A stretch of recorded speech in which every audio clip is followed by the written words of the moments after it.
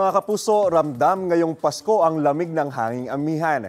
Ayon sa Pag-asa, nakapagtala kaninang alas 2 ng madaling araw ng 16.8 degrees Celsius sa temperatura sa City of Pines, Baguio. 19.4 degrees Celsius naman sa Basco, Batanes, habang 20.5 degrees Celsius dito sa Tanay Rizal, 21.2 degrees Celsius sa Tuguegarao City at 25.4 degrees Celsius dito sa Quezon City. Mga kapuso, samantala, pinapayuhan ang may maliliit na sasakyang pandagat na umiwas munang pumalaot sa mga dagat sakop ng Ilocos Region, Cagayan Valley, Isabela, kasama dyan ang Babuyan Group of Islands at Batanes. Mataas ang alon ayon sa Pag-asa. Mga kapuso, samantala, buong Luzon naman apektado ngayon ng amihan habang easterlies ang umiiral sa eastern section ng Visayas at ng Mindanao.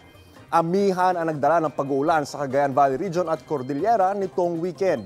Sa Tinglayan, Kalinga, nagdulot pa ito ng landslide. Sarado muna sa mga motorista ang apektadong kalsada sa gilid ng bundok na sakop ng Barangay Basaw.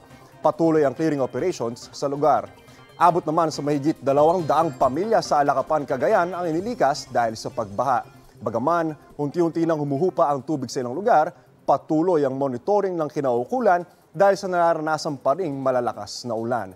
Ingat po tayo, mga kapuso. Ako po si Anju Pertiera. Know the weather before you go. Para Mark Safe lagi, mga kapuso.